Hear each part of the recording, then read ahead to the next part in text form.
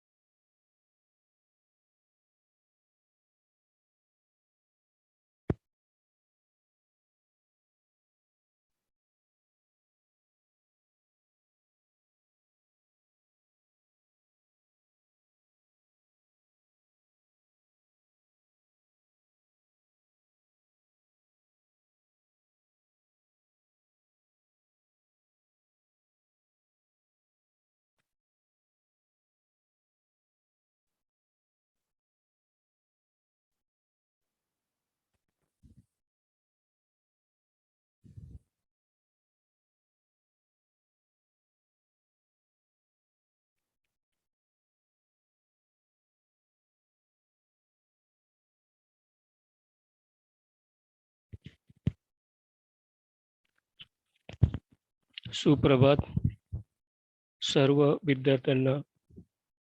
Good morning all of you. विद्यार्थी मित्रांनो, बृहन्मुंबई महानगरपालिका बृहन्मुंबई महानगरपालिका माध्यमिक शिक्षण विभाग आयोजित ऑनलाईन अध्यापन तासिकेत मी गौतम काळू निर्भवने आपले सर्वांचे सहर्ष स्वागत करतो. आपला विषय आहे मराठी, इंग्रजी माध्यम. या अगोदर आपण शब्दसंपत्तीचा बाळांनो अभ्यास करत होतो. त्यामध्ये काल आपण समानार्थी शब्द आणि कवितेचे जे 8 मार्कांचा प्रश्न असतो, त्याचा आपण काल अभ्यास केला. त्यानंतर समानार्थी शब्द यामुळे तुम्हाला नवीन शब्द माहिती झाली. समानार्थी आणि विरुद्ध अर्थी शब्द किंवा शब्दसमूहाबद्दल शब्द एकवचन, अनेकवचन यामुळे तुमच्या अ, ज्ञानात भर पडते आणि नवीन शब्द तुम्हाला माहिती होतात. त्यामुळे तुम्हाला जो आशय असेल, जो जो कंटेंट असेल, तो तुम्हाला समजण्यास पटकन मदत होते, है ना? मैंने कल आपको बोला था क्या कि इसे सिर्फ़ 1 मार्क्स या 4 मार्क्स या 2 मार्क्स के लिए ऐसे इसको काउंट मत करना। ये शब्द संपत्ति या ग्रामर मतलब ये व्याकरण पढ़ने से आपको जो क्वेश्चन है वो आपकी समझ में आएगा, जो कंटेंट आप पढ़ने वाले हैं वो आपकी समझ में आएगा, है ना? तो हमने कल समानार्थी शब्द पढ़े थे, आज हम विरुद्ध अर्थी शब्द आणि वचन याचा आपल्याला आज अभ्यास करायचा आहे. ठीक आहे. आपण पहिला शब्द घेतलेला आहे कौतुक. कौतुक मतलब सराहना करना, है ना? और त्याचा विरुद्ध अर्थी शब्द आहे निंदा. दुसरा बघा सार्वजनिक, है ना? सार्वजनिक त्याचा विरुद्ध अर्थी शब्द आहे खाजगी. फरक, साम्य,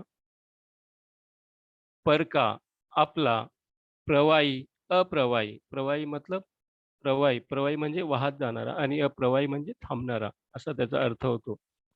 कायम, कायम का मतलब होता है परमानेंट, है ना? आणि तात्पुरते, तात्पुरते म्हणजे टेम्पररी. पात्र, त्याचा विरुद्धार्थी शब्द आहे अपात्र. पात्र का मतलब क्या होता है? क्वालिफाईड आणि अपात्र म्हणजे डिस्क्वालिफाईड. गुण, अवगुण. आपण म्हणतो ना, की हा मुलगा फार गुणी आहे आणि एखादा मुलगा थोडासा अ, म्हणजे काहीतरी खोडकर असेल, तर आपण काय म्हणतो, हा फार अवगुणी आहे. गुण, त्याचा विरुद्ध अर्थी शब्द आहे अवगुण. पाप, पुण्य, ये आपको पता है ना? उपकार, उपकार, अपकार. उपकार मतलब एहसान आणि जो उपकार जाणत नाही त्याला काय म्हटलं जातं? एहसान फरामोश. विश्वास, अविश्वास. गर्द, आपण कवितेमध्ये हा शब्द बघितला. बघितला की नाही? गर्द, त्याचा विरुद्धार्थी शब्द आहे विरळ. विसंगत, सुसंगत. सुसंगत म्हणजे चांगली संगत आणि विसंगत म्हणजे वाईट संगत असा त्याचा अर्थ होतो. अखेर, प्रारंभ, आहे ना? अ, सुरुवात आणि शेवट असा. सहकार, सहकार आणि असहकार. सहकार म्हणजे सहकार्य करणे आणि असहकार म्हणजे सहकार्य न करणे. मान, अपमान. मान मतलब सम्मान. या इथे शब्दांचा अर्थ म्हणजे मराठीत शब्दांचा अर्थ वेगळा लावू नका. मान त्याला विरुद्ध अर्थ शब्द घेतलेला आहे अपमान. जिसे हम क्या बोलते हैं? सम्मान. सेवक, मालक, है ना? रसिक त्याचा विरुद्ध अर्थी शब्द आहे अरसिक. रसिक म्हणजे रुची असणारा किंवा आवड असणारा. मग ती त्याला एखाद्याला गाण्यांची आवड असेल, गाणे ऐकण्याची आवड असेल, एखाद्याला वाचनाची आवड असेल अ, आणि त्याला म्हटलं जातं रसिक आणि अरसिक म्हणजे श्रोता वर्ग तिकडे पण हा शब्द असा लागू होतो रसिक.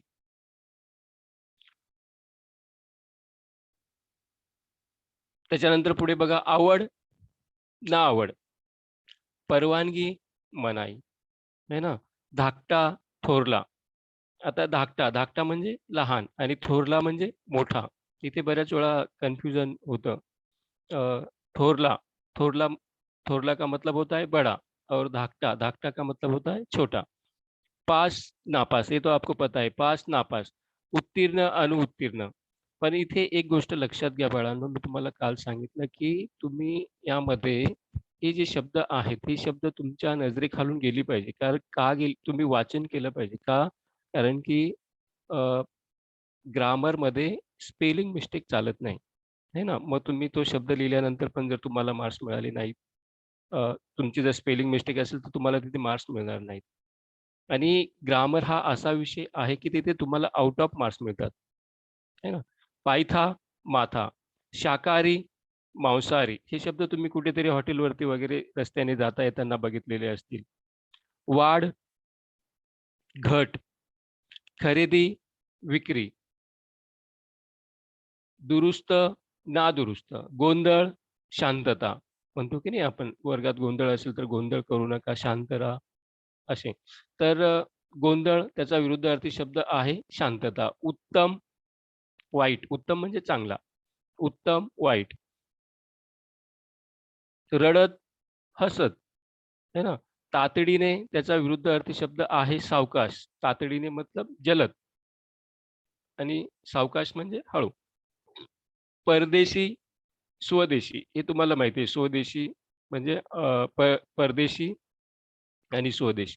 साक्षर, निरक्षर. साक्षर का मतलब क्या होता है ना? कि जिसको मतलब लिखाई पढ़ाई आती है जिसको म्हणजे त्याला ज्याला वाचन लेखन येतं त्याला आपण म्हणू शकतो साक्षर आणि निरक्षर म्हणजे ज्याला अक्षराची ओळख नाही, त्याला आपण म्हणू शकतो निरक्षर. सुपीक, नापीक. सुपीक आणि नापीक बघा, सुपीक म्हणजे चांगली जमीन आणि नापीक म्हणजे ज्या जमिनीत पीक वगैरे येत नाही. सुपीक का मतलब होता है जो उपजाऊ ज़मीन है वो और नापीक का मतलब होता है जिसमें अनाज या फसल नहीं आती, जो उपजाऊ नहीं है वो ऐसी ज़मीन। जवाबदार, बेजवाबदार, है ना? अमृत, विष, अधोगती, प्रगती, है ना? अवजड, हलके. तुम्ही कधी-कधी रस्त्याने कुठेतरी बघितलं असेल बघा रस्त्यावरती, बाजारात. येथून अवजड वाहने जाण्यास परवानगी नाही. मतलब मोठे, अवजड. अवजड म्हणजे मोठे आणि जड किंवा आणि हलके, हलके म्हणजे छोटे.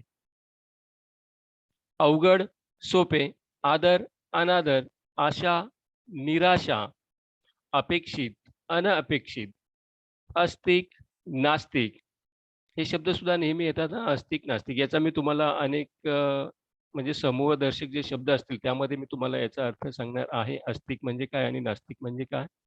आहे ना? इष्ट, अनिष्ट. इष्ट म्हणजे चांगलं आणि अनिष्ट म्हणजे वाईट.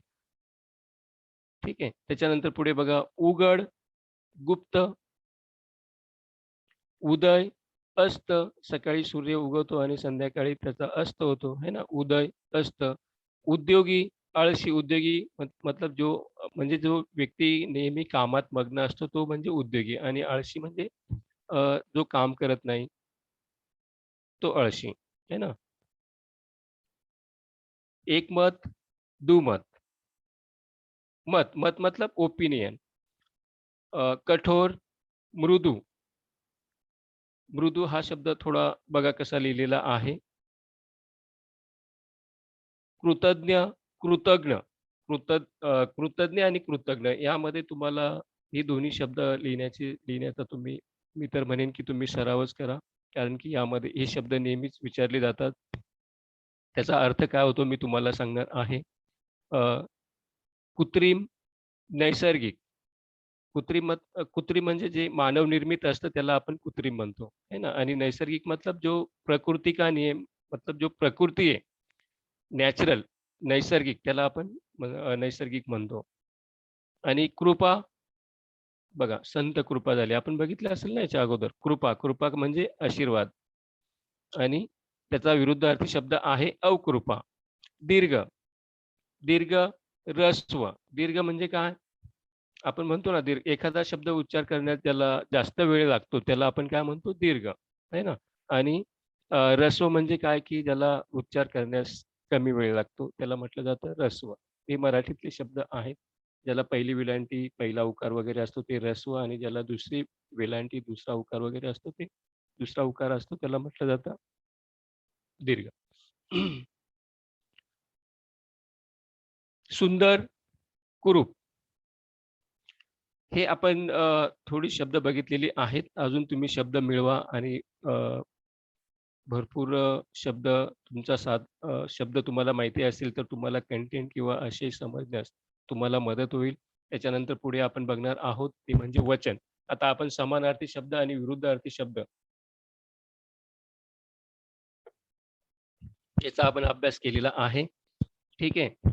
आणि तुम्ही अजून शब्द मिळवा आणि अजून तुमचा शब्दसाठा वाढवा. जेवढी जास्त शब्द तुम्हाला माहिती असतील एका शब्दासाठी, तेवढं तुम्हाला मराठीचा पेपर सोपा जाईल. त्याच्यानंतर तुम्हाला प्रश्न समजण्यास सोपं जाईल, उत्तर लिहिण्यास तुम्हाला सोपे जाईल. ठीक आहे. आता पुढचा जो आहे भाग आपला तो म्हणजे वचन. वचन म्हणजे काय? माहिती आहे ना वचन? वचन म्हणजे एक वचन, अनेक वचन. आहे ना?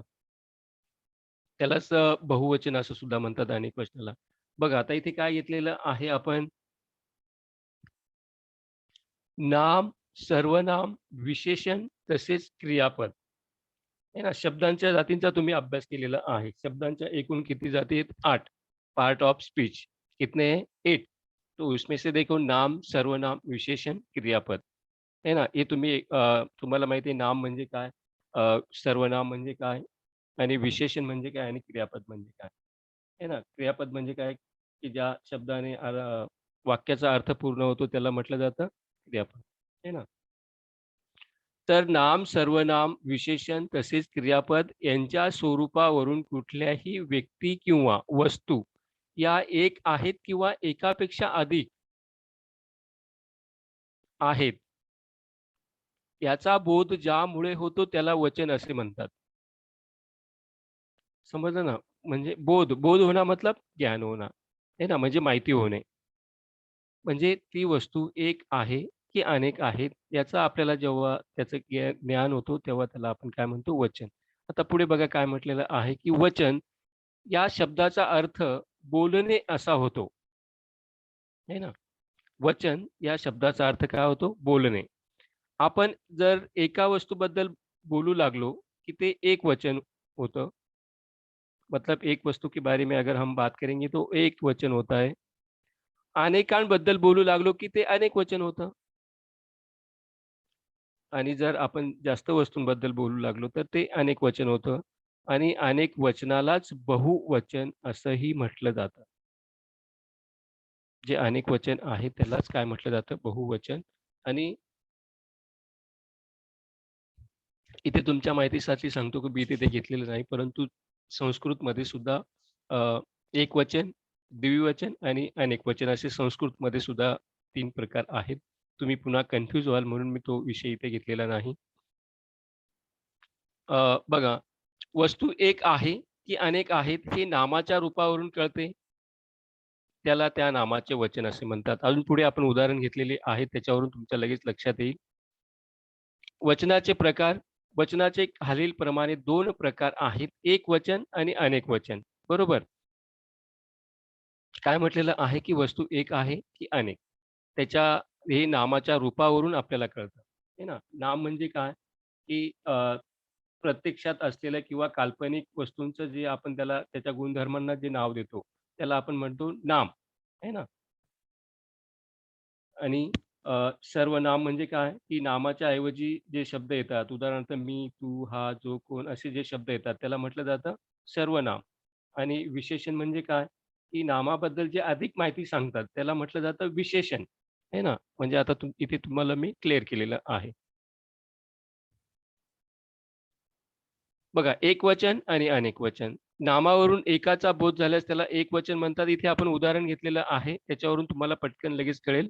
अ, नामावरून एकाचा बोध झाल्यास त्याला एकवचन म्हणतात. नामाचे जे मूळ रूप असते, हे महत्त्वाचं आहे. नामाचे जे मूळ रूप असते, तेच त्याचे एकवचन असते. उदाहरण बघा, आंबा, चिमणी, झाड असे बरेचसे शब्द म्हणजे इत्यादी. आंबा हा मूळ शब्द आहे. चिमणी हा मूळ शब्द आहे. झाड हा मूळ शब्द आहे. त्याला काही विभक्ती, प्रत्यय वगैरे लागलेला नाही. बरोबर? त्याच्यानंतर अनेक वचनाची व्याख्या बघा, की नामावरून अनेकांचा बोध झाल्यास त्याला अनेक वचन म्हणतात. आहे ना? नामावरून अनेकांचा बोध झाल्यास त्याला काय म्हटलं जातं? अनेक वचन. उदाहरणार्थ कुत्रे, चिमण्या, घोडे आहे ना, त्यालाच बहुवचन असं पण म्हणतात. म्हणजे आता इथे उदाहरणावरून तुमच्या लक्षात आलं, की एकवचन आणि अनेक वचन.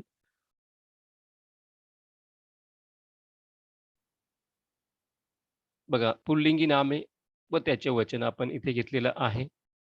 कारण की उदाहरणांचा अभ्यास करणं फार गरजेचं आहे आणि उदाहरणं तुम्हाला शब्द माहिती असेल तरच तुम्ही शब्द व्यवस्थित ओळखू शकाल आणि पेपर चांगला लिहिणार.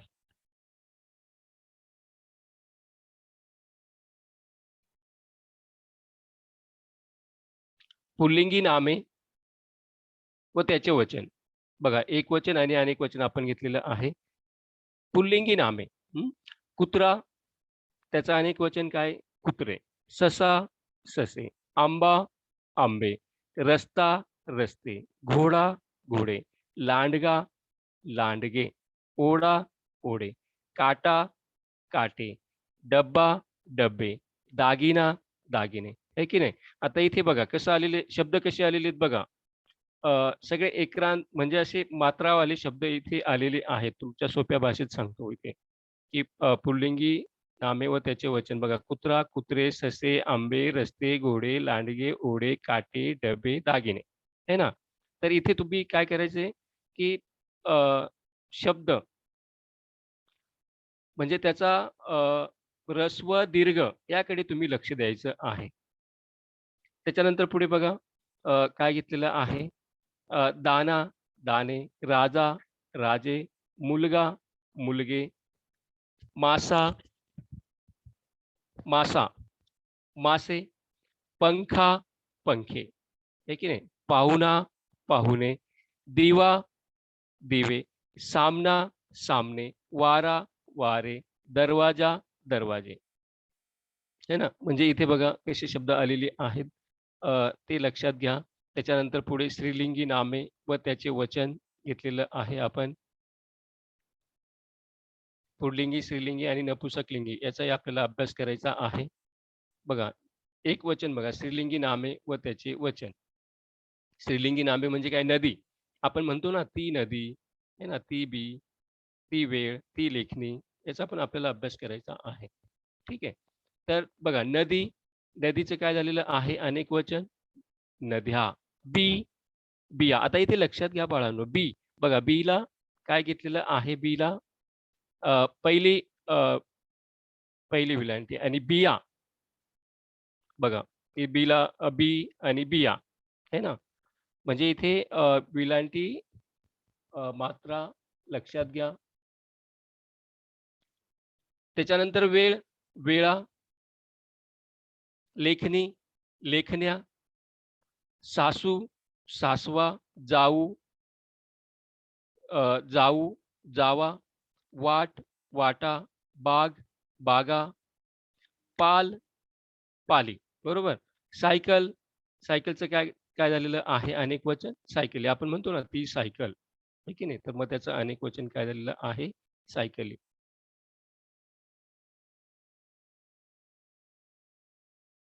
हां, आता इथे बघा जमीन, जमिनी.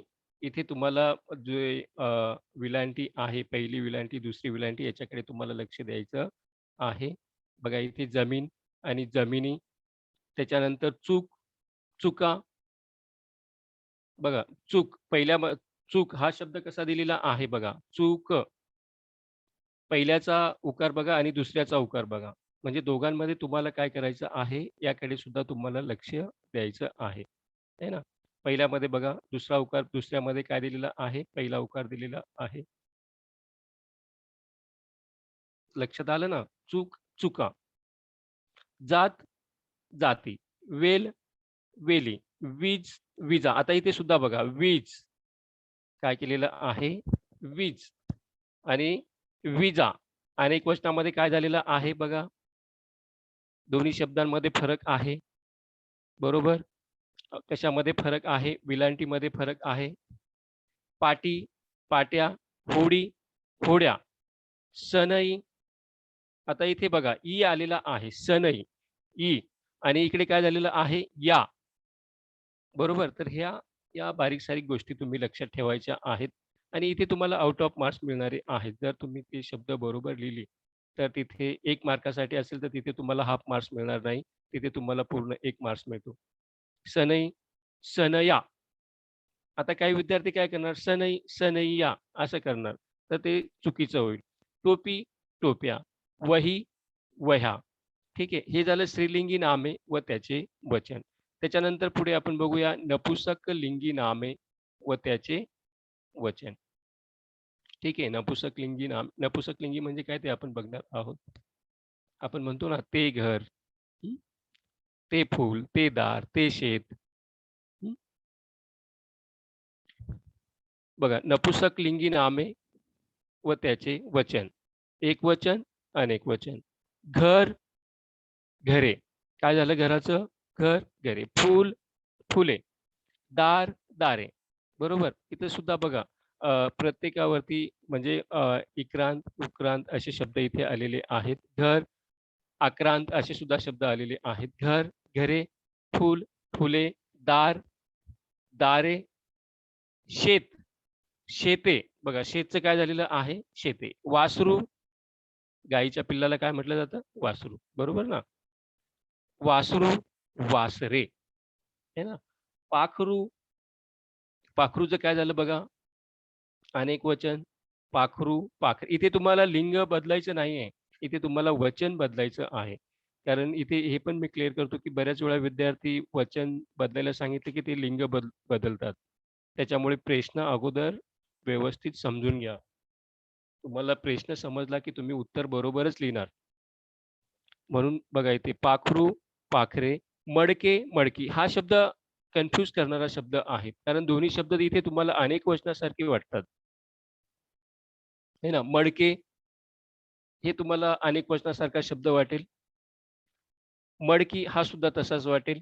परंतु मडके हा एकवचनी शब्द आहे आणि मडकी म्हणजे अनेक. मडके म्हणजे एक आणि मडकी म्हणजे अनेक. तसंच पुढे बघा गाणे, गाणी, खेडे, खेडी, झाड, झाडे, गाव त्याचं अनेक वचन काय होणार? गावे. मत, मते. मत मतलब ओपिनियन. मत, मते. डोके, डोकी. बरोबर. बघा इथे सुद्धा बघा हे लक्षात घ्या. डोके आपण म्हणतो ना, की वर्गात किती डोकी आहेत किंवा इथे किती डोकी बसलेली आहेत, असं म्हटलं जातं. डोके एकवचन आणि डोकी, डोकी काय झालं? अनेक वचन. ठीक आहे. इथे तुम्ही शब्द कसे लिहिलेले आहेत ते सुद्धा लक्षात घ्या. हरीण, हरणे. बघा हरीण एकवचन, हरणे काय झालं? अनेक वचन. लाकूड, लाकडे. बरोबर?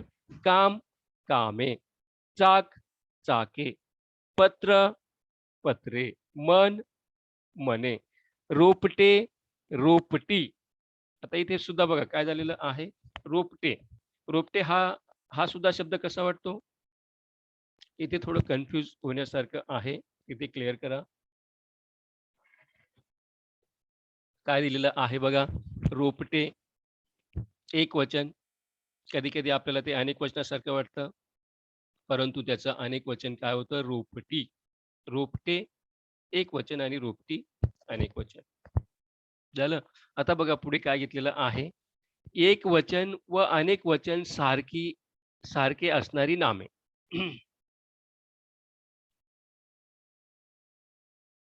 हां, इथे बाकी हे तुम्हाला फार लक्षपूर्वक करावे लागणार आहे. बऱ्याचशा विद्यार्थ्यांना असं वाटतं की उसमें क्या है सिर्फ एक का अनेक करने का है लेकिन ऐसे उसको भी ऐसे हलके में मत लेना. म्हणजे तुम्हाला या गोष्टीचा अभ्यासच करावा लागेल बाळांनो आणि प्रत्येक शब्दाचं एकाचं अनेक वचन होत नाही. वचनामध्ये काही शब्द असे असतात की त्याचे अ, जो जो मूळ शब्द आहे तोच अनेक वचनामध्ये असतो. म्हणून ही शब्द तुम्ही लक्षपूर्वक वाचा आणि लक्षपूर्वक ऐका. पाहिजे तर तुम्ही लिहून घ्या नोटबुकमध्ये. बघा एकवचन आणि अनेक वचन सारखी असणारी नामे. बरोबर? लक्षात घ्या. उसका एक वचन भी वही है और अनेक वचन भी वही है। अभी तक हमने क्या देखा, एक के अनेक होते थे, लेकिन अभी ऐसे शब्द है कि जिसका अनेक नहीं होता और ऐसे शब्द आपको ध्यान में रखने हैं. देवी बघा इथे काय दिलेलं आहे देव. त्याचं इथे देविया किंवा असं होणार नाही. देव, देवचं अनेक वचन देवच राहणार. महिला, महिला. उंदीर, उंदीर. आता एकदा म्हणजे पेपरला एकदा उंदीर हा अनेक वचनासाठी विचारला गेला, तर मुलांनी त्याचं उंदरीण करून टाकलं. म्हणजे त्याचं लिंग केलं. तर प्रश्न लक्षात घ्या अगोदर. इथे लिंग बदलायचं नाही. इथे तुम्हाला वचन बदलायचं आहे. बरोबर?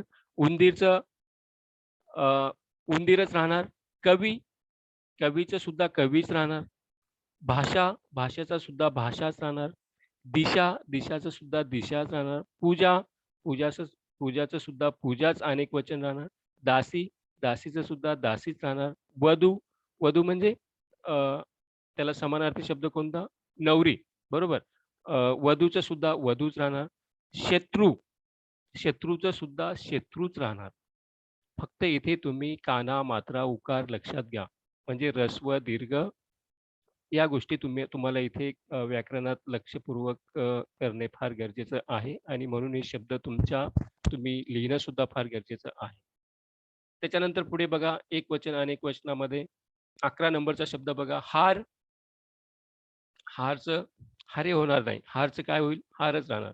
कान, कानचं काने असं होणार नाही. है ना? कानचं कानच राहणार. घाट, घाट. हा सुद्धा घाट, घाटच राहणार. घास, घासच राहणार. चोर, चोरचं सुद्धा चोरे असं होणार नाही. आहे ना? ही शब्द कशी याचं सुद्धा अनेक वचन कसं ओळखायचं ते क्रियापदावरून ओळखलं जातं. ते मी तुम्हाला पुढे सांगतो. देश, देशच राहणार. दिवस, बघा दिवस, दिवसचं सुद्धा काय राहणार? दिवसच राहणार. नोकर, नोकरचं सुद्धा नोकरे असं होणार नाही. नोकरच राहणार. नियमचं नियम राहणार. प्रश्नाचं प्रश्न राहणार. बरोबर?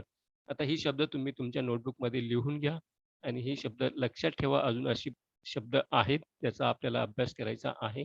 एक वचन व अनेक वचन सारखी असणारी नामे बघा.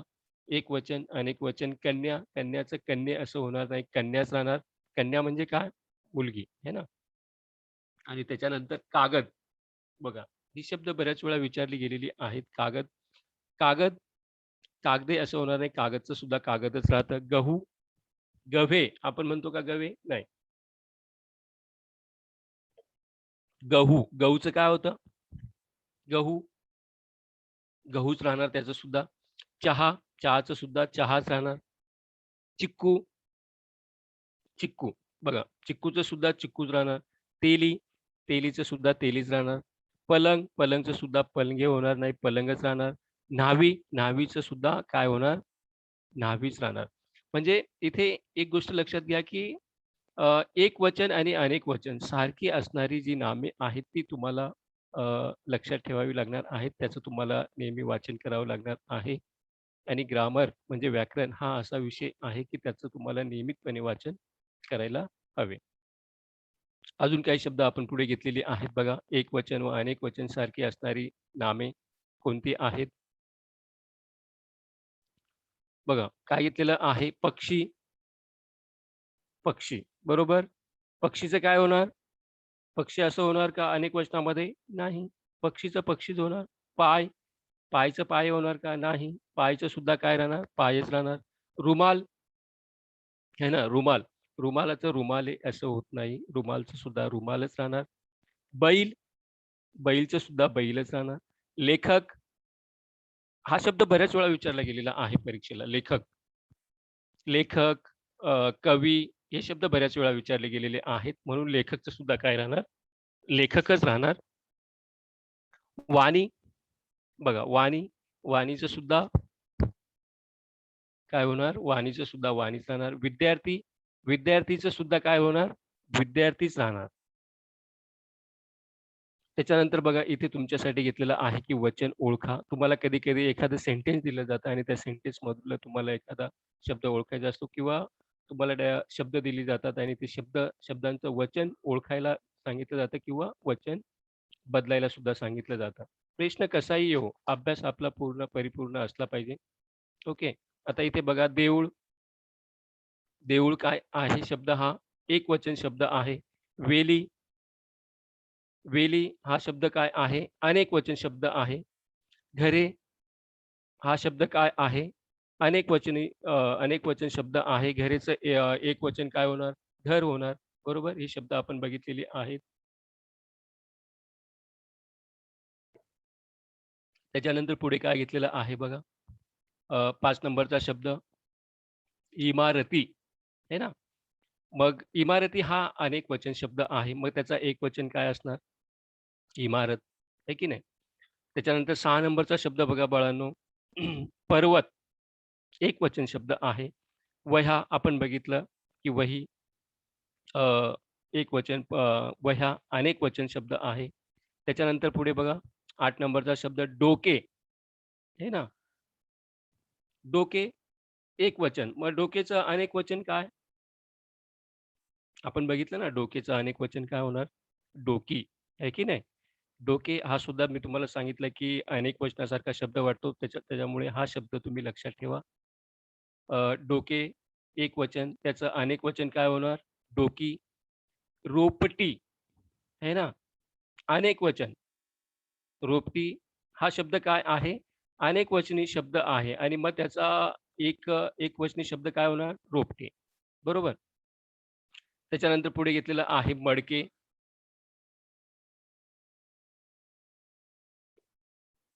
बघा मडके एक शब्द घेतलेला आहे. 10 नंबरचा शब्द बघा. त्यामध्ये मडके अ, एकवचन शब्द आहे तो मडके. मग मडकेचं अनेकवचन काय होणार? मडकी असं होणार आपण बघितलं. खेडी अनेकवचन, आहे ना? खेडी हा शब्द काय आहे? अनेकवचन. खेडी म्हणजे गाव, आहे ना? मग त्याचं एकवचन काय होणार त्याचं? खेडे. खेडेसुद्धा आपल्याला अनेक वचनासारखं वाटतं. त्यामुळे अशा प्रकारचे शब्द तुम्ही लक्षात ठेवा. हां, आता इथे बघा काय आलेलं आहे 12 नंबरचा शब्द सनई. याच्यामध्ये ई काढून शेवटी या लागलेला आहे. तो शब्द आपण बघितलेला आहे. म्हणजे इथे मी काय केलेलं आहे, की हे जी थोडी अवघड शब्द आहेत, जी तुम्हाला लक्षात ठेवायची आहेत, अशी शब्द इथे घेतलेली आहेत. सनई एकवचन, त्याचं अनेक वचन सनया असं होणार आहे. त्याच्यानंतर 13 नंबरचा शब्द बघा वेली, अनेक वचन, आहे ना? वेल एकवचन शब्द होणार आहे. वेली हे अनेक वचन, तर वेल हे एकवचन. वारा, बघा वारा एकवचन. वारा काय आहे? एकवचन आणि त्याचं अनेक वचन काय होणार? वारे. बरोबर?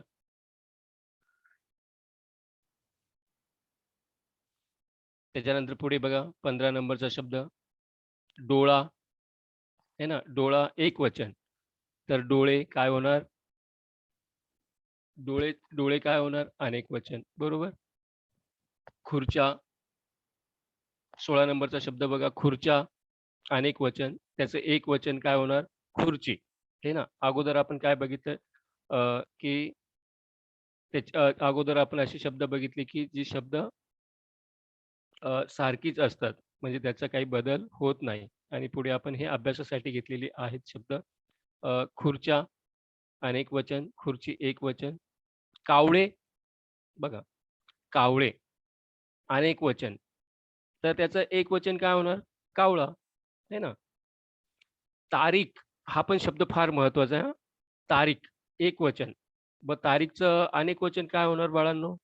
बरोबर तुम्ही ओळखलं असेल मनात, की तारीखचं काय होणार? तारखा. तारीखचं काय होणार? तारखा. बगळे अनेक वचन. बगळे हे काय आहे? अनेक वचन. तर त्याचं एक वचन काय होणार? बगळा, आहे ना? इथे मी तुम्हाला वचन ओळखा, प्रश्न बघा, वचन ओळखा हा प्रश्न इथे घेतलेला आहे. भाकरी एकवचन, भाकरी एकवचन, तर त्याचं अनेक वचन काय होणार? भाकऱ्या, आहे ना? त्याचं अनेक वचन काय होणार? भाकऱ्या. पुढे 21 नंबरचा शब्द बघा म्हशी, अनेक वचन आहे, तर म्हैस त्याचा एक वचन होणार.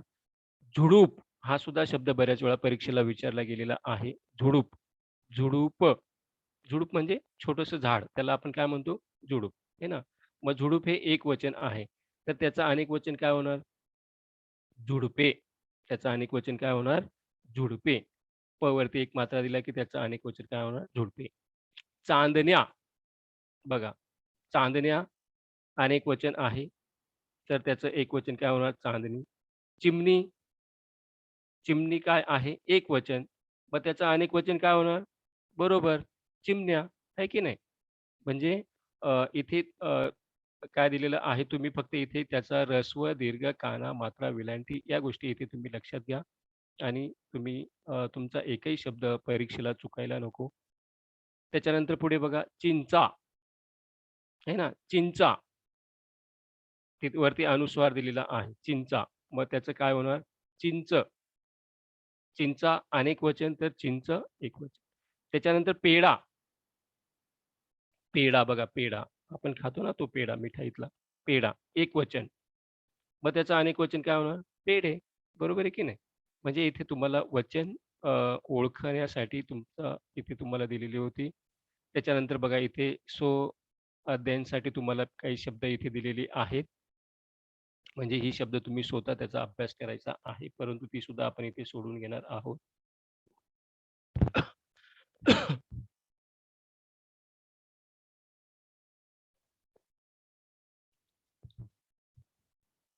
सवलत. सवलतचं काय होणार? वचन बदलामध्ये. इथे लक्षात घ्या आपल्याला वचन बदलायचं आहे, लिंग बदलायचं नाही. हं. कारण की प्रश्न कधी-कधी विद्यार्थी विसरून जातात. सवलत. सवलतचं काय होणार? सवलती. लेखकचं काय होणार? आता हा शब्द फार म्हणजे लक्षात ठेवा. लेखकचं लेखकच राहणार. हं. खेडे. खेडेचं काय होणार? खेडी. स्वाक्षऱ्या. स्वाक्षऱ्या मतलब सिग्नेचर, साइन करणं, आहे ना? त्याला काय म्हटलं जातं? स्वाक्षऱ्या. स्वाक्षऱ्या त्याचं काय होणार? स्वाक्षरी असं होणार. रुपये. रुपये हा कोणता शब्द आहे बाळांनो? रुपये. बरोबर? हा कसा आहे? अनेक वचन आहे रुपये. त्याचं एक वचन काय होणार? रुपया. त्याच्यानंतर दुकान. दुकानचं काय होणार? दुकाने. बरोबर? दुकानचं काय होणार? दुकाने. कैऱ्या. बघा पुढचा शब्द 7 नंबरचा शब्द बघा बाळांनो काय घेतलेला आहे? कैऱ्या. कैऱ्या मतलब आम, आहे ना? आता कैऱ्या हा शब्द कोणता आहे? अनेक वचन. मग तुम्हाला जर या शब्दाचं जर तुम्हाला वचन बदलायला सांगितलं, तर तुम्ही काय करणार? त्याच्या पुढे काय लिहिणार? कैरी. बरोबर? कैरी म्हणजे एक. बदली. बदली मतलब ट्रान्सफर. बदली. बदली मग त्याचं बदली हा एक वचन आहे. मग बदली या शब्दाचं जर तुम्हाला परीक्षेला वचन बदलायला सांगितलं, तर तुम्ही काय करणार? पुढे काय लिहिणार? बदल्या. टप्पा. टप्पा हा शब्द मला वाटतं कधीतरी परीक्षेला विचारला गेलेला शब्द आहे टप्पा. त्याचे काय होणार? टप्पाचं टप्पे.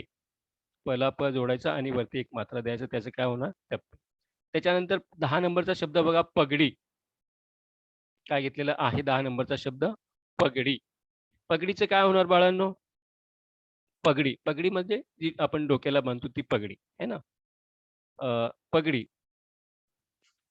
पगडी हा एक वचन आहे लक्षात घ्या आणि त्याचं अनेक वचन काय होणार? पगड्या. पगडीचं अनेक वचन काय होणार? पगड्या. रोपटे. आता मगाशी आपण हा शब्द बघितला रोपटे. हं. रोपटे हा शब्द काय आहे? रोपटीचं काय होणार? रोपटी. बरोबर? त्याच्यानंतर उडी. उडीचं काय होणार? उड्या. बरोबर?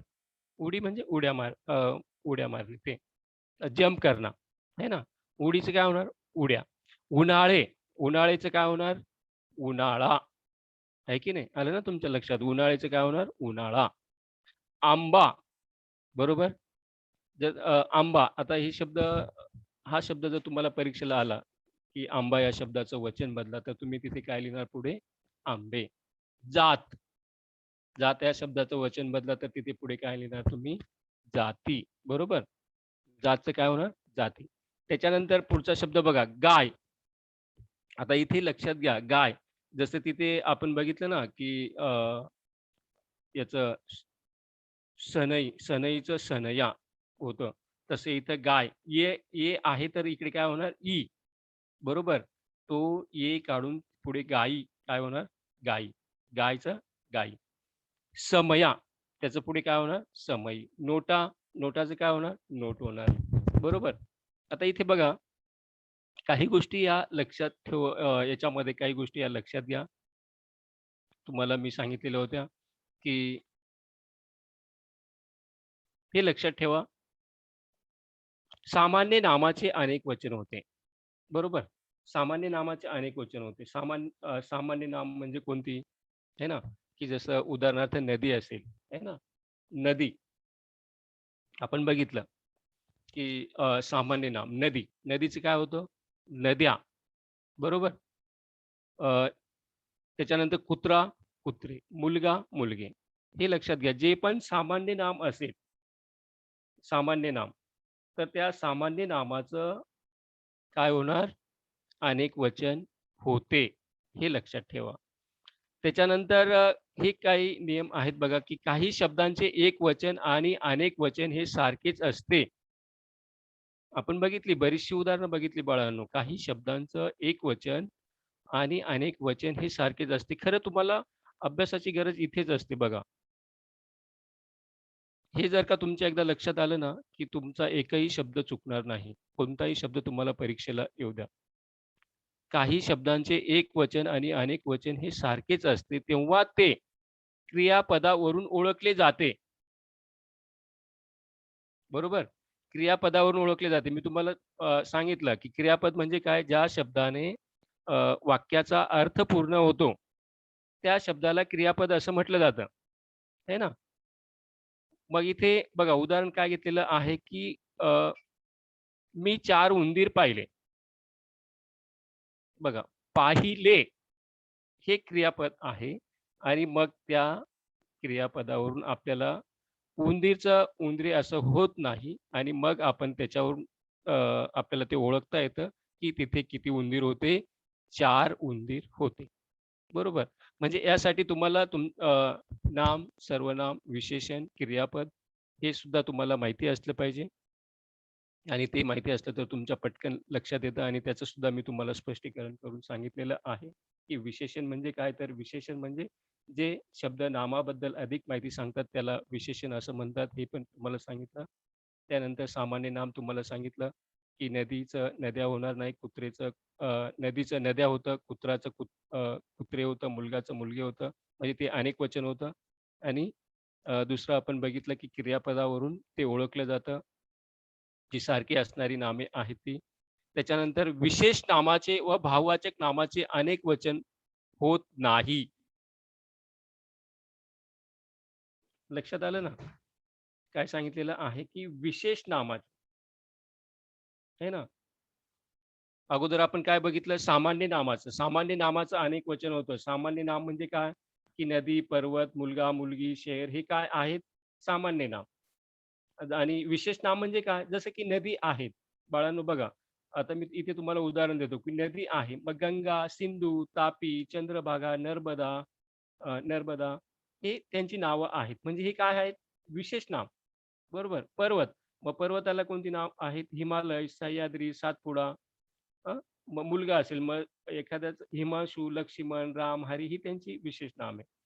मुलगी, मग तिला जी नावं असतील ती नलिनी असेल किंवा तारा, आशा वगैरे अशी जी नावं असतील ती त्याची विशेष नावं आहे ना. आता इथे काय घेतलेलं आहे बघा, काय म्हटलेलं आहे, विशेष नामाचे व भाववाचक नामाचे अनेक वचन होत नाही. उदाहरणार्थ धैर्य. धैर्यचं तुम्ही धैर्य करून बघा, होतं का? नाही होत. आहे ना? धैर्य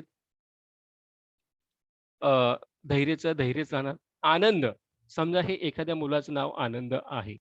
तर तुम्ही त्याला आनंदचं अनेक वचन आनंदे असं करू शकतो का आपण? नाही. त्याचं आनंदाचं काय असणार? आनंदच असणार. एखाद्या मुलाचं नाव संपत आहे.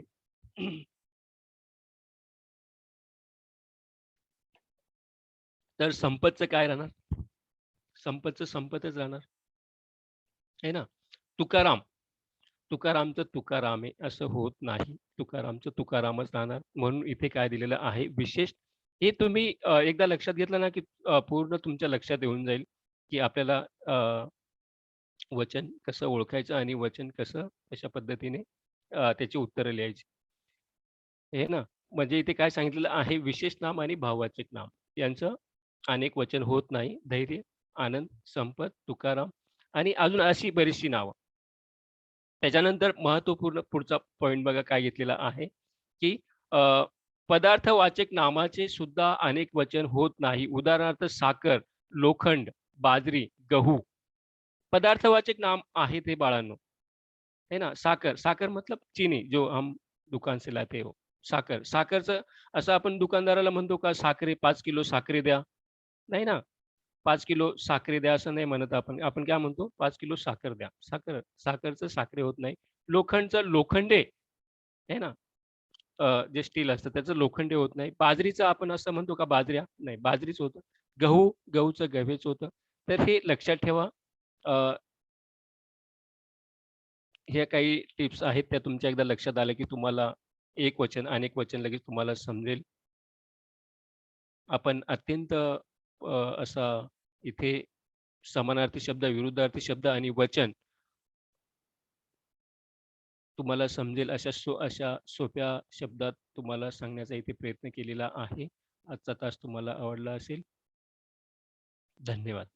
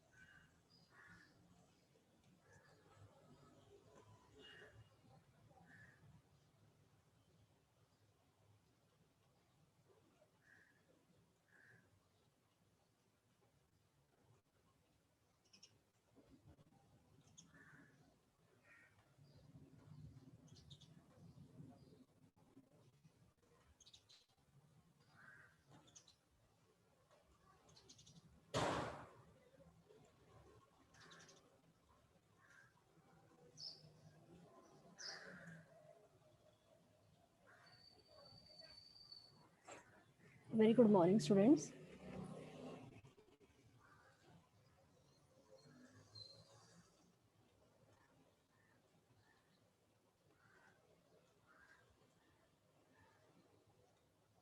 So I am Mrs. Neha Kasar, teaching you maths 2, that is geometry, and I am from Worli CFS Municipal English Secondary School. So today we are going to revise the coordinate geometry chapter. Whatever we have studied from past 2 weeks, but today we are going to revise step by step.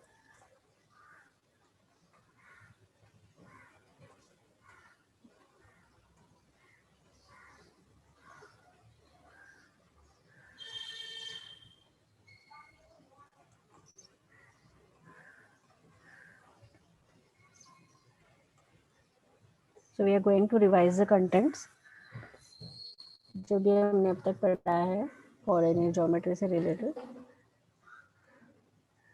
So what all we have started with the distance formula and section formula, slope formula, and we have covered this step by step.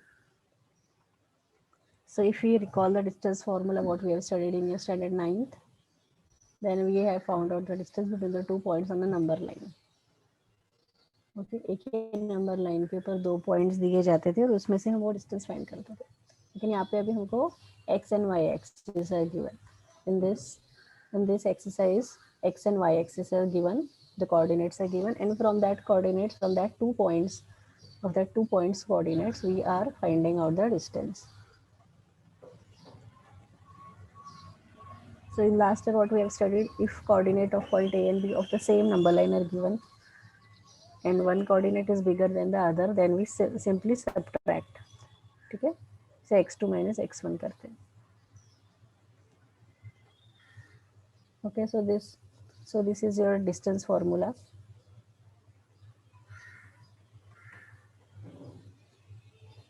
Okay, so distance formula.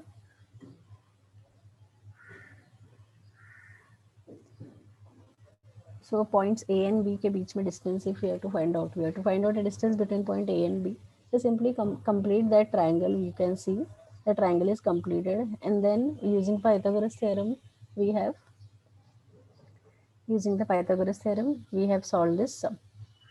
Okay, so in this way the distance AB, okay, the distance formula is square root of x2 minus x1 the whole square plus y2 minus y1 the whole square.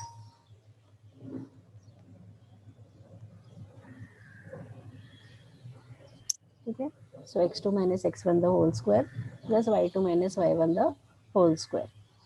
Okay, so this distance formula is derived from Pythagoras theorem only.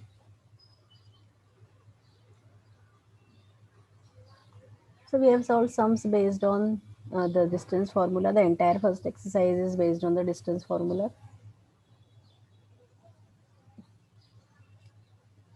For example, you can see, so if 2 points are given to you, then how we find out the distance? Okay, so write the distance formula. You can write the coordinates of A as x1, y1 and B as x2, y2 so that you don't make any mistake. And then just substitute the values. Distance AB will be, so x2 minus x1 is 4 minus 2 the whole square and 1 minus 3 the whole square. So wherever you have the minus sign, negative number, you have to use the brackets so that it becomes easy for you for the calculations. Okay, so 4 plus 4, so that is 8. 8 can be written as 2 root 2.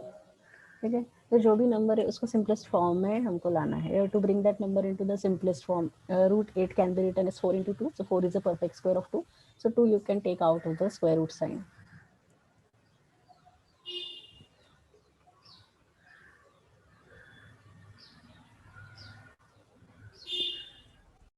Okay. Similarly, we have solved such sums. Okay, so again you can see here, this is practice at 5.1. So those who have not understood or who are having any doubts, so you can go through the slides again. Okay, so here again it is given, the two coordinates are given and we have to find the distance between RS.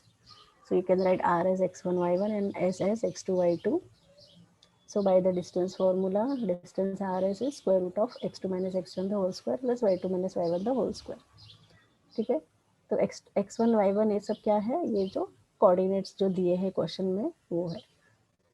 ठीक है, so just subtract. So x are 0, so 0 minus 0, and this would be 5 upon 2 minus of minus 3. So wherever you are having negative number, please put the brackets. So 0 minus 0 will be 0 only, and this 5 upon 2 will be 5 upon 2 plus 3, because minus minus will get plus, and that is the whole square. So इसको cross multiply करेंगे तो it will be 11 upon 2 the whole square. तो square root K if the square root inside the square root sign the number is square, so the square and the square root sign will get cancelled according to the law of indices what we have studied in past standards, 6th and 7th standard. So that will be 11 upon 2.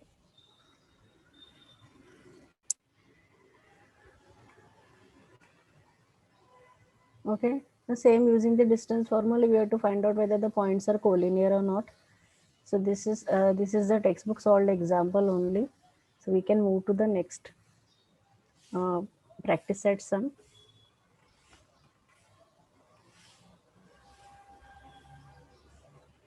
Okay, we have to determine, we have to check whether the points are collinear or not. So points are given to you, A, B, and C, and you have to check whether the points are collinear or not.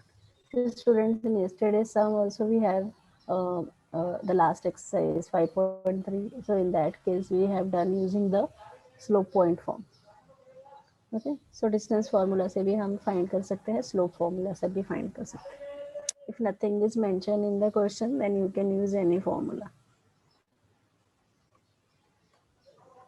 Okay, so what is the solution if the sum of two distances is equal to the third distance? Okay, so points A, B, and C are given. So we have to find out the distance AB, then distance BC, and then distance AC. तो इसमें से जो सबसे बड़ा distance होगा, ठीक है, तो जो बड़ा डिस्टेंस है, तो that if that distance is equal to the sum of other two distance.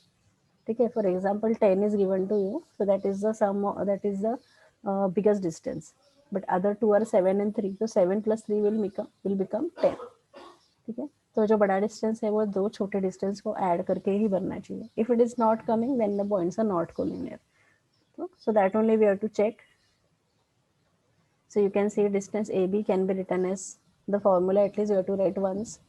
So distance AB, substitute the values for AB.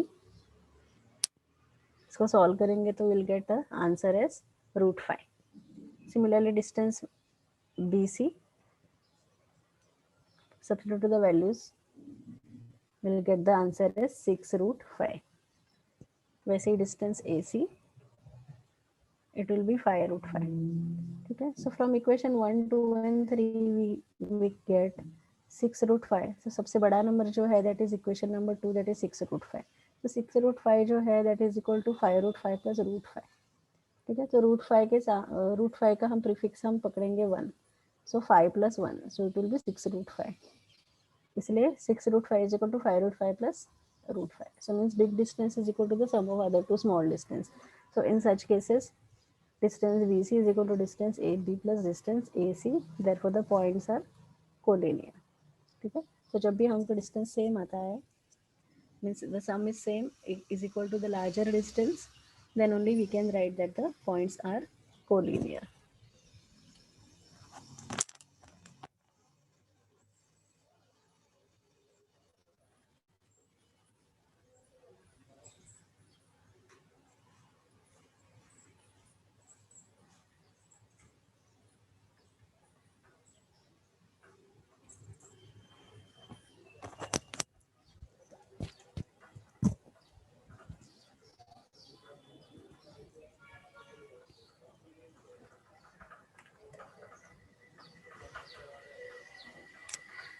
Okay.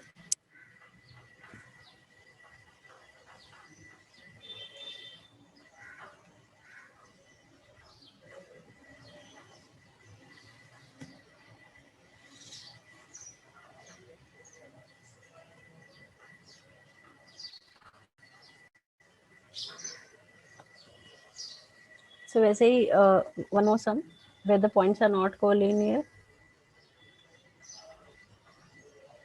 So we'll see the textbook sum. So it is exercise 5.1 second ka sub question. So points points L, M, N are given to you. So distance LM find करेंगे.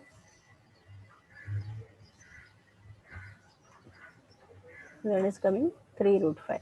We see distance MN.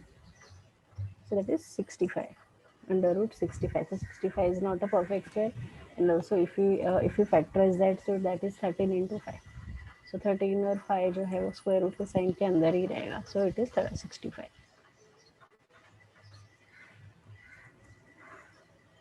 So last distance ln जो है, so that answer we are getting as 5 root 2. Okay, now see 3 root 5, 5 root 2 and root 65. All the three numbers are different. So what we can do? We can take the squares of the numbers and then we can compare. Okay, so squares of the numbers. So 3 root 5 का square हम निकालेंगे तो 45 आएगा. 65 square is 65. Root 65 square is 65 and then 5 root 2 the whole square is 15. Okay, so in the entire three values root 65 is the larger. Okay, तो 65 जो है वो 45 plus 15 add करके तो 65 नहीं बनता है. ठीक है, तो first you have to identify the larger distance, so that is 65 and then we have to check whether sum of other two distances are coming equal to 65 or not. So 45 plus 50 is 95. ठीक है, so 65 is not equal to 45 plus 50. ठीक है, 45 plus 50 is 95. It is not 65. So that's why the points are not collinear. So L, M, N are not collinear. Okay, so using the distance formula we have found out how the points are, how you're checking the points whether they are collinear or not. So this is a revision for you all. Some of students if have not understood, or anyone has joined new, or anyone who has you know skip this, so can uh, go through this.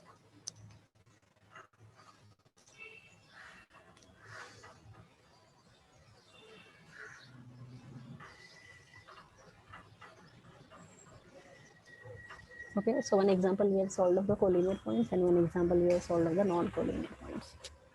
ठीक है, sir non collinear है तो ये distance non collinear है तो this is very important step where you write that 65 is not equal to 45 plus 50. ठीक है, वैसे अगर कोलिनियर है तो that step will be again important, like where you are writing 10 is equal to 7 प्लस 2. That equal to sign and not equal to sign is very important when you are mentioning whether the points are collinear or not. Okay,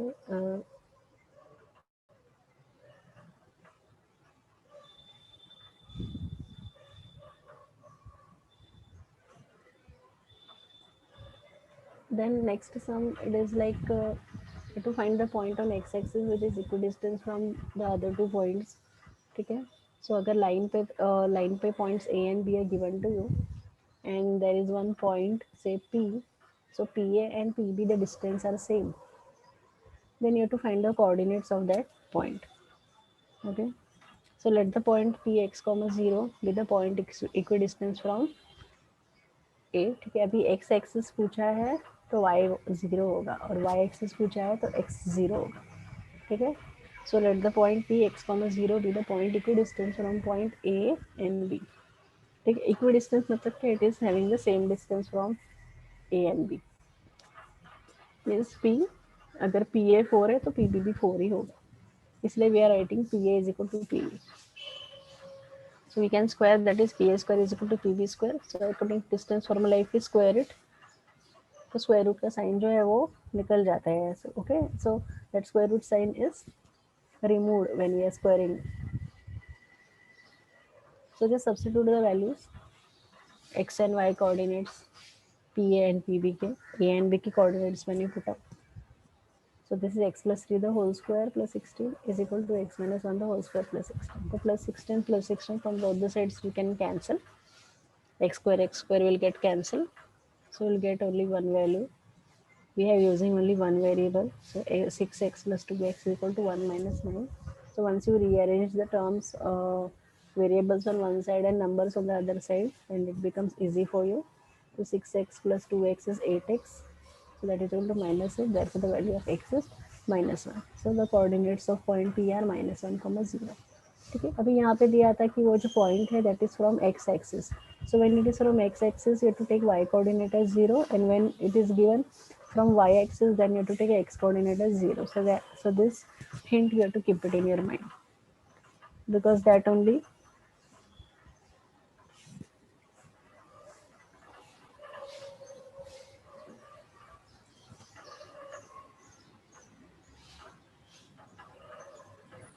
will help you to solve the sum.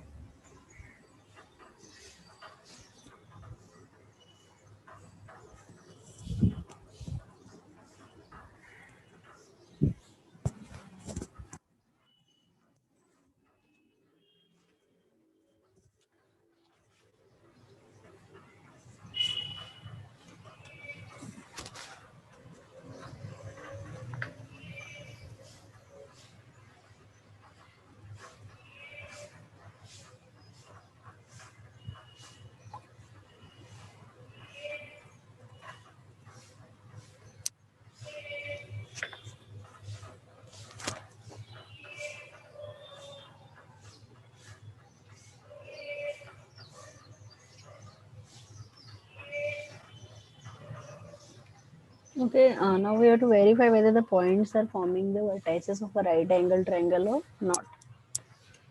So these all sums we have already done. So we are just taking a revision of the entire chapter, that whatever we have solved, we are doing it again,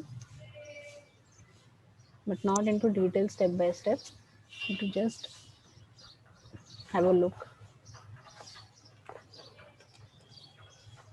Okay, we have to verify the points are vertices of right angle triangle or not. Okay. So if you want to find the points are forming the right angle triangle or not, then first you have to find all the distance, and then we have solved the Pythagorean triplet. If you remember in the chapter second first exercise, which is the Pythagoras theorem. So in that we have solved the Pythagorean triplet. So using that we have to find out whether it is forming a right angle triangle or not. Because our distance PQ find करेंगे first. So distance PQ आया 4. Then distance QR, if you substitute the values, it will come as 5. And last distance PR is coming as square root of 41. ठीक है? So whether it is forming a right angle triangle or not. So PQ square plus QR square is equal to, ठीक है? तो पहले जो दो छोटे number है उसका स्क्वायर करते हैं, ठीक है? So that is coming as 41. So PR is also root of 41 the whole square. So that is 41. So PR square क्या होगा 41. Okay, PR square will be root of 41 the whole square. So that is 41. Means what?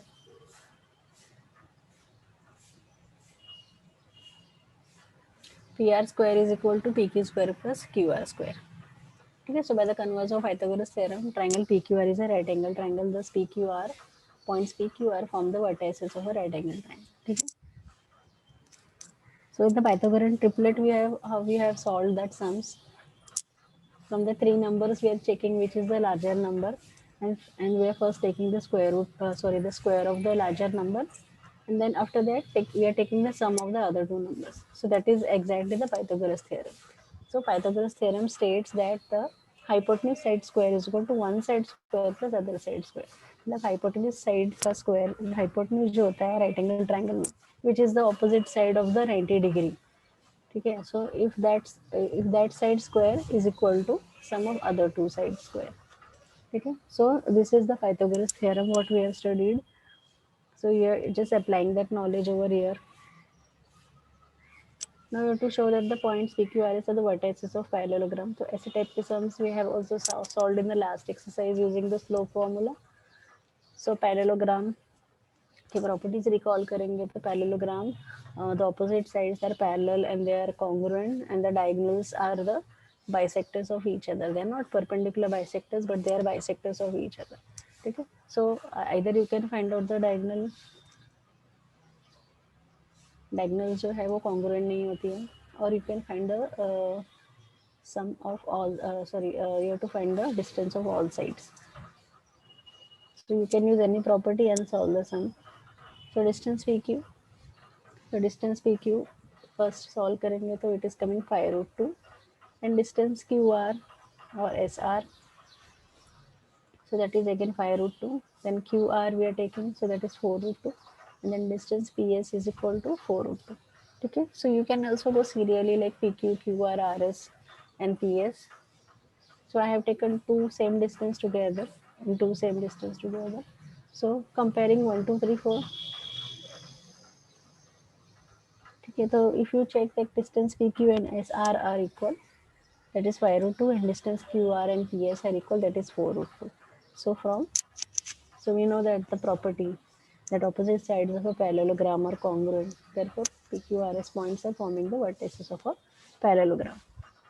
ठीक है, अगर उनको चारों में से दो दो का distance same आता है, ठीक है, so it is forming a parallelogram.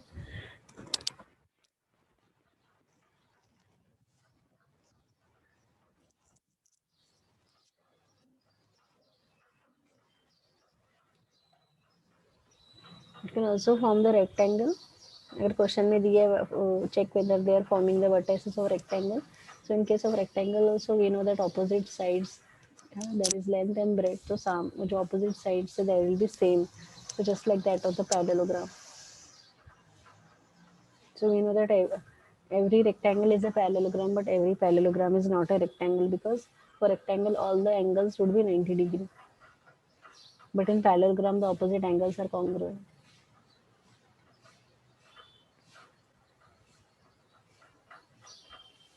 Okay, similarly there is one more sum like this where you have to check whether they are forming the vertices of rhombus. Okay, if you recall the properties of rhombus, so we know the properties of rhombus, the opposite sides are parallel, and the opposite sides are parallel but all the sides are equal.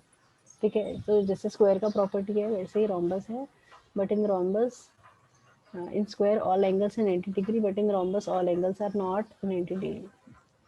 So every square is a rhombus, but every rhombus is not a square. ठीक है, तो rhombus की क्या है property, all the sides are congruent.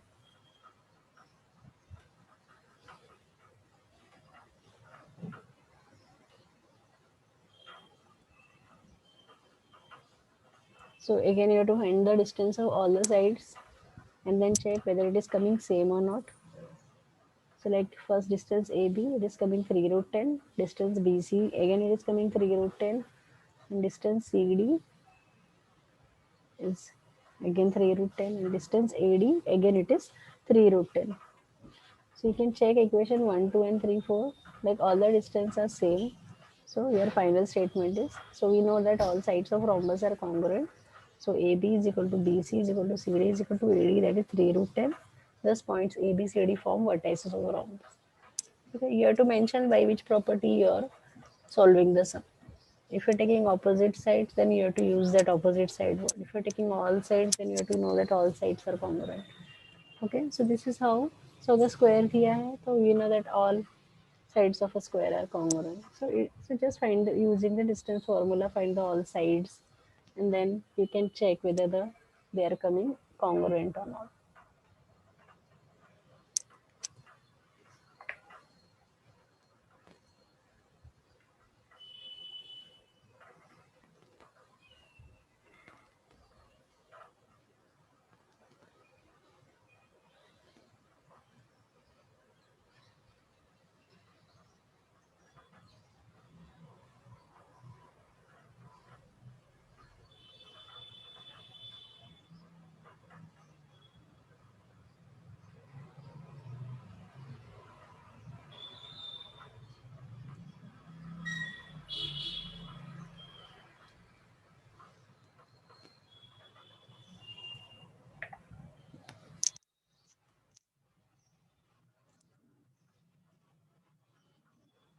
To find x if distance between points L and M is 10.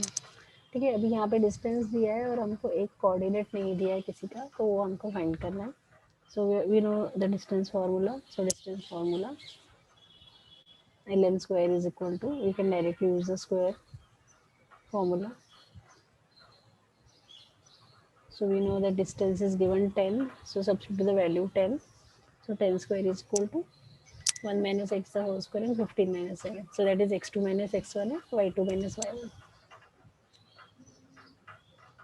ठीक है, तो x2 minus x1 is 1 minus x and like 15 minus 7 the whole square. So solve करेंगे उसको तो so that is 100 minus 65. So 8 square is 64 plus 1. So that is 65. You will take the on left hand side, it will become negative. And here whatever the remaining is x minus 2x plus x square.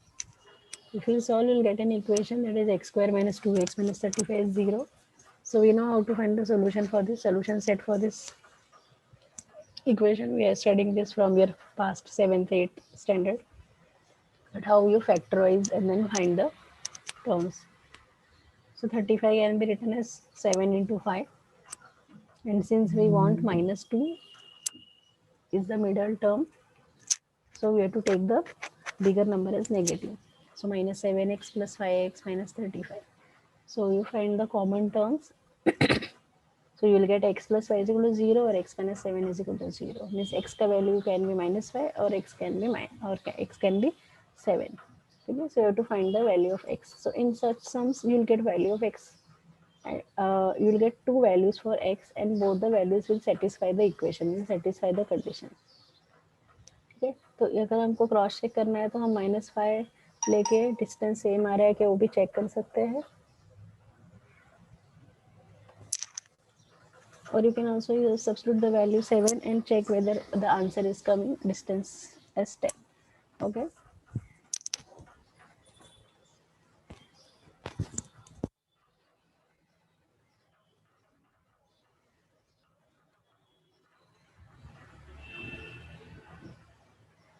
So this was the first exercise. We have revised.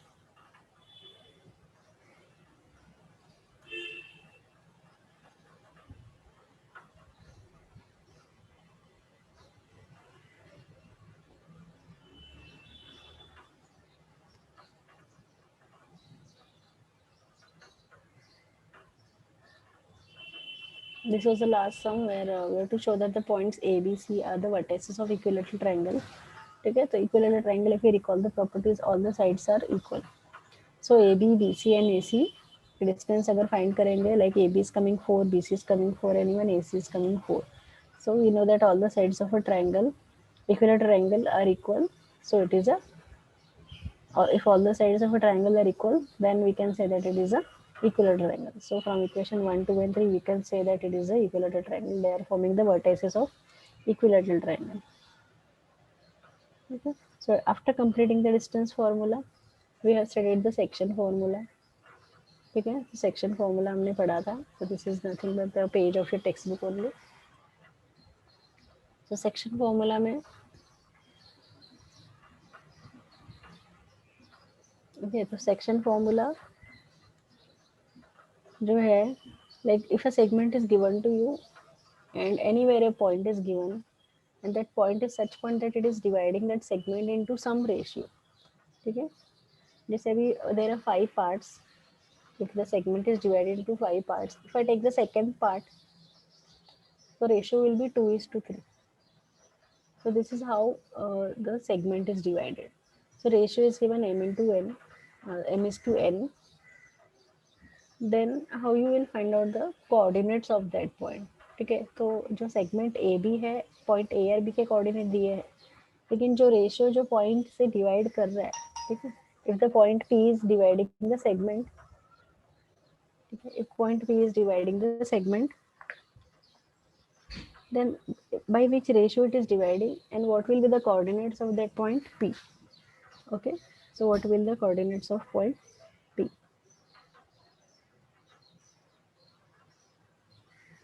So the x coordinate will be mx2 plus nx1 upon m plus n and y coordinate will be my2 plus ny1 upon m plus n.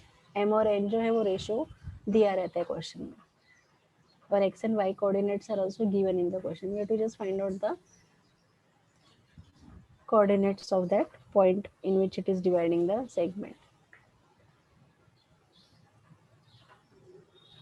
Then we have studied midpoint formula. So in midpoint formula, simply we are adding the x coordinate and dividing by 2, and y coordinate we are adding and dividing by 2. Similarly for centroid formula, centroid is nothing but when all the medians Okay, when all the medians they are intersecting at one point, so that is the centroid. So centroid K coordinates क्या होंगे? x1 plus x2 plus x3 upon 3 and y1 plus y2 plus y3 upon 3. ठीक है. So step by step section formula K sums हम देखेंगे. So to find the coordinates of point P, if we divide the line segment joining the points A and B in ratio 2:3. ठीक है. So कौन से ratio में divide KIA है? 2:3.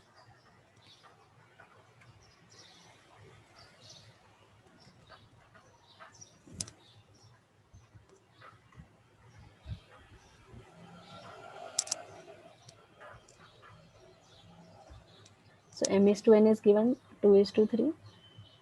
So you can see the solution. So let the coordinates of point P be x, y. तो x क्या होगा? mx2 plus nx1 upon m plus n, and y will be y2 plus ny1 upon m plus n. So x का formula से हम x find करेंगे तो value is करेंगे 1, and y के फॉर्मूला से y फाइंड करेंगे तो we are getting value as 3. So coordinates of the point P are 1:3, which is dividing that segment in ratio 2:3. ठीक है. तो P के कोऑर्डिनेट्स क्या है? 1, 3. सो x हमको 1 मिला एंड y हमको 3 मिला.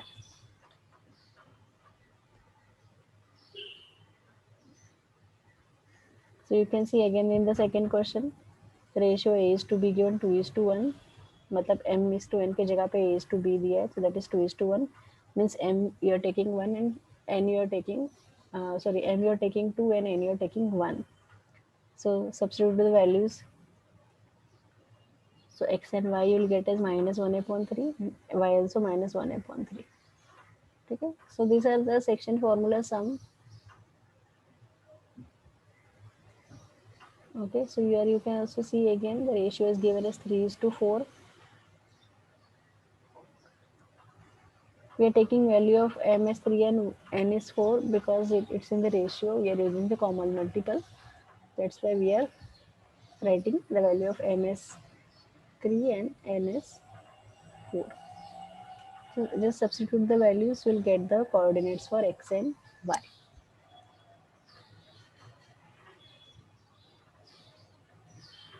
Now to find the ratio in which point T divides the line segment joining the points P and Q.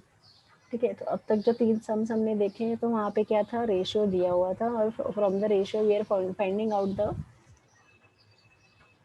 Coordinates. Now the point के कोऑर्डिनेट दिए which is dividing that segment in the ratio. ठीक है. तो coordinates of the point are given to you. Now we have to find the ratio in which it is getting divided. So point कौन सा दिया है? The point T, it is dividing the segment P and Q.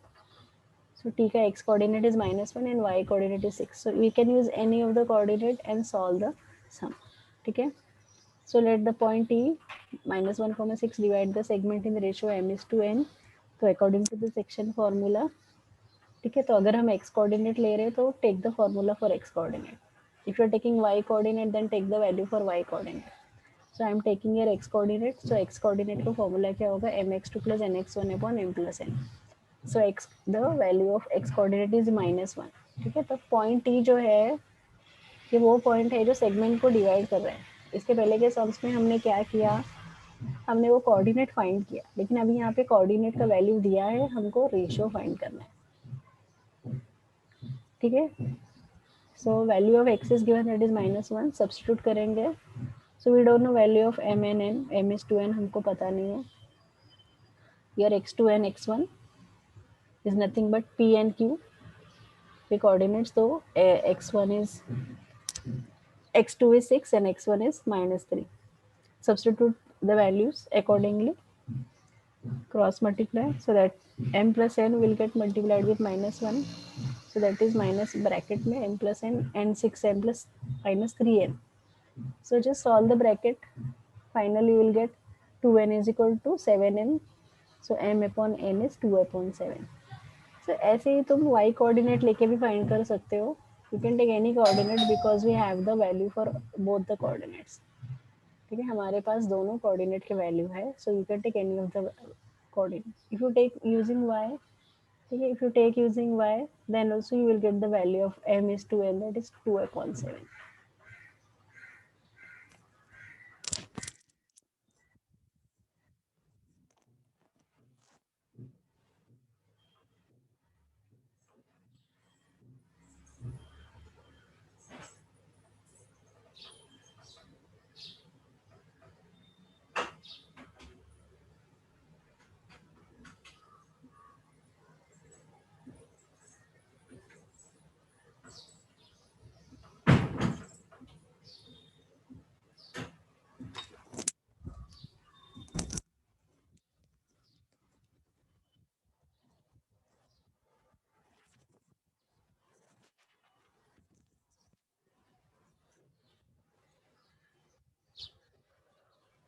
Similarly, we can find out the value of m is to n, that is the ratio using the y coordinate. So it will also come as 2 is to 7.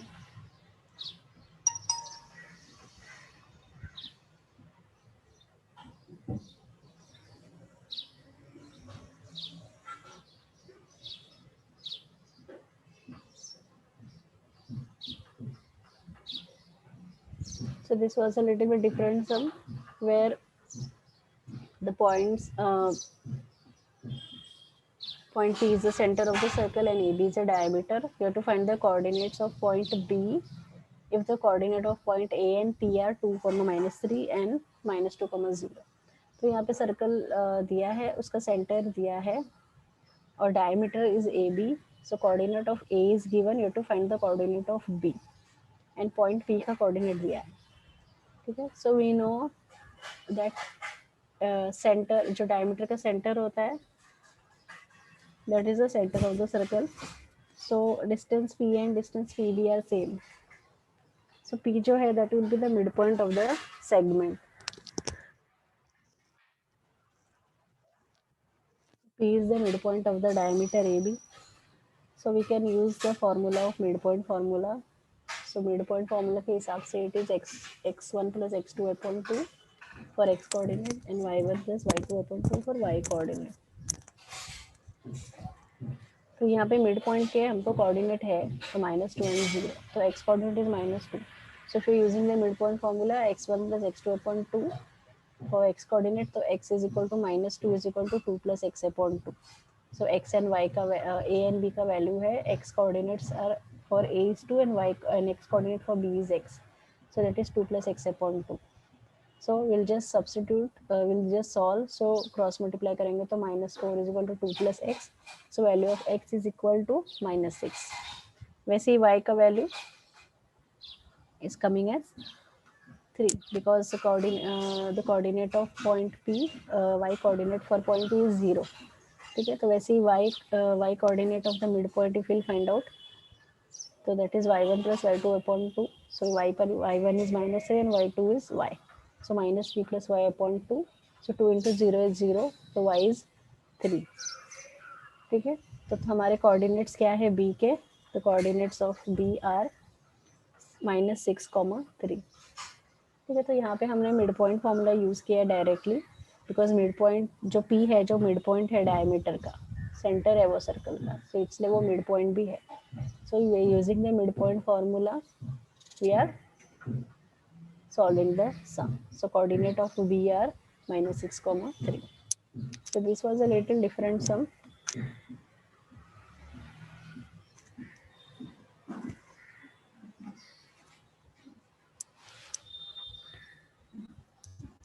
You have to find the coordinates of midpoint of the segment during the points. ठीक है. अभी यहाँ पे directly midpoint पे coordinate find करना है.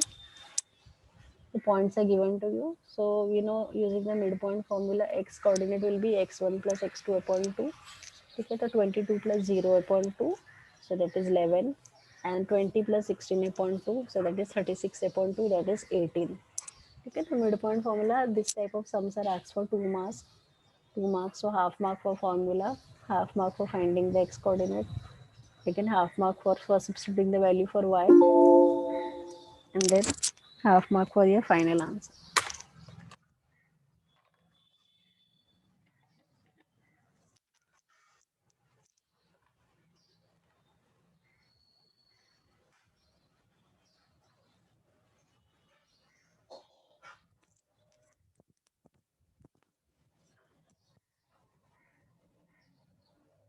And we have studied the centroid formula.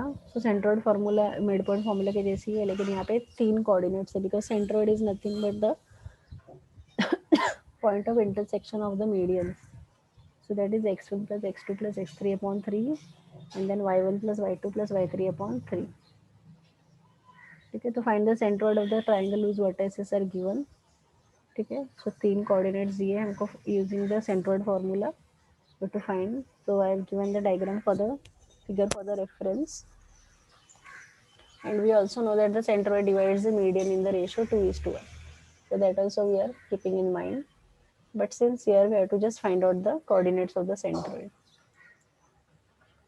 So x will be x1 plus x2 plus x3 upon 3 and y will be y1 plus y2 plus y3 upon 3. So if you add karo x coordinates or y coordinates, you can simultaneously solve x and y together. So answer will be minus 7 plus 2 plus 8 upon 3 and 6 minus 2 plus 5 upon 3. So just solve this, you'll get the value of x as 1 and y as 3. So coordinates of the centroid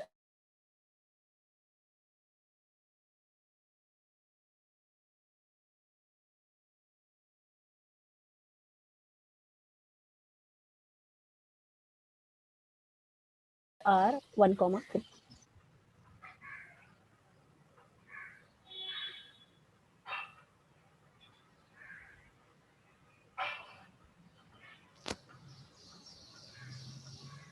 Okay.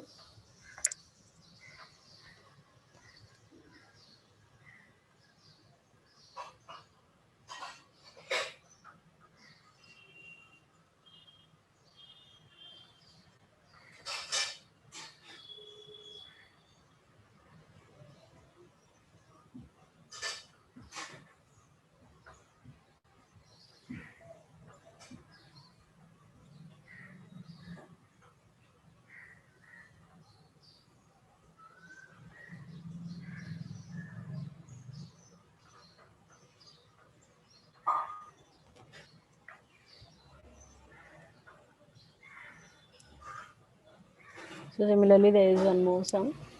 So these all sums we have already studied. So this is the revision lecture, as I said.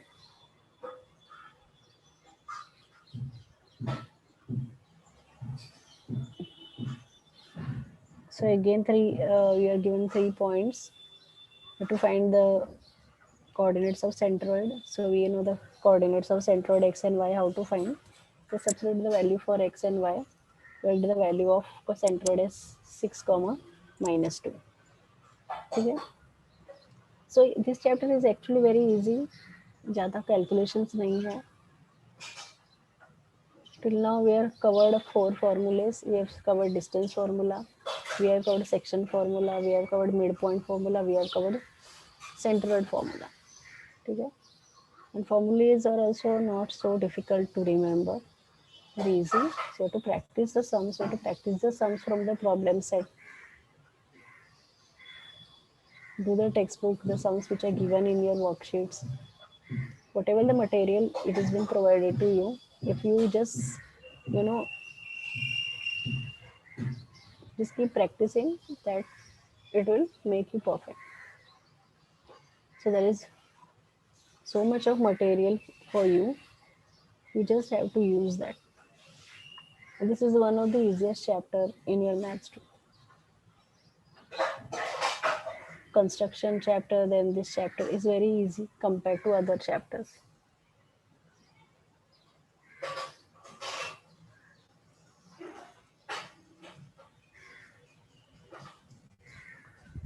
So now here in triangle ABC, G is the centroid. So coordinates of the centroid are given minus 4 comma minus 7.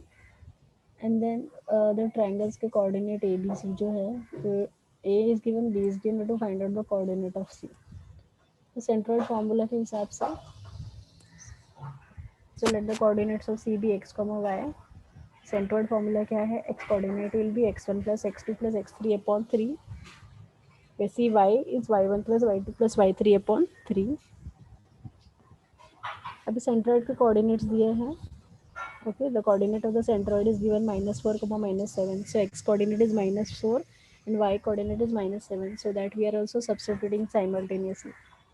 इसको solve करेंगे तो step by step solve करेंगे तो value for x will get as minus 1 and value for y will get as minus 7. So nothing it is difficult. Centroid formula is very easy. Substitute the values. अभी यहाँ पे centroid का value दिया है x and y coordinate. You have to find the coordinate of the other point. और इसके previous सम में हमने क्या KIA था, हमने सेंट्रोइड के कोऑर्डिनेट्स फाइंड किए थे. यहाँ पे सेंट्रोइड के कोऑर्डिनेट्स दिए हैं and from that coordinates we are finding the other point coordinates. Okay, so there is 2 unknown values. Means एक पॉइंट के दोनों वैल्यू नहीं दिए, मतलब दोनों भी अननोन वैल्यू है. And from this formula you can directly find the value of x and y. So x is -1 and y is -7.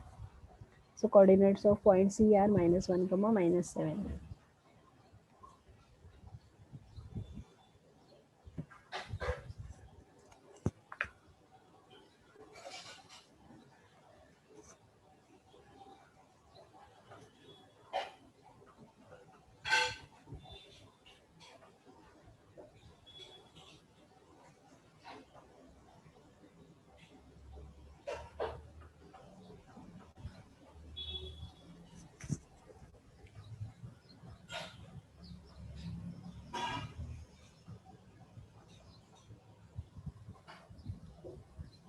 Okay. So till now we have covered till centroid formula. So in tomorrow's class we will do the revision from this sum, that is the ninth sum of exercise 5.2. So I have solved each and every sum from exercise 5.1 as well as from 5.2.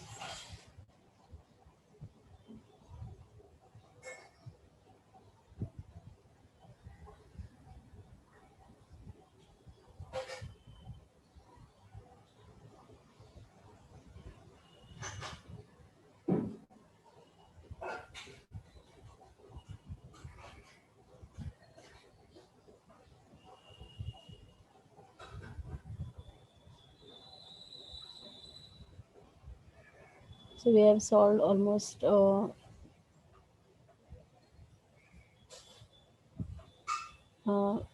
Anju Yadav is raising the hand. Yes, Anju. Teacher हाँ बोलो.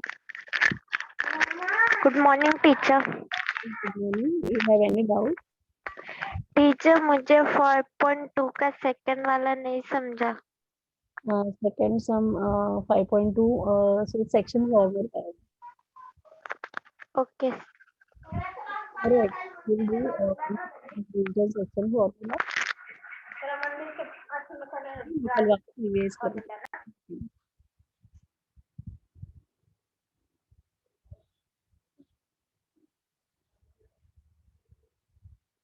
So in tomorrow's class again we'll do section formula.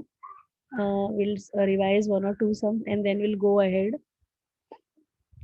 Since this is a revision lecture, whatever doubts you are having, you can raise your hand and then you can ask. So it is open for all.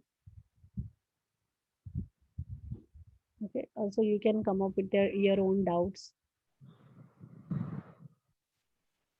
Okay, ma'am. Then Yeah, ma'am, I've done with the lecture. hello. Yeah, hello.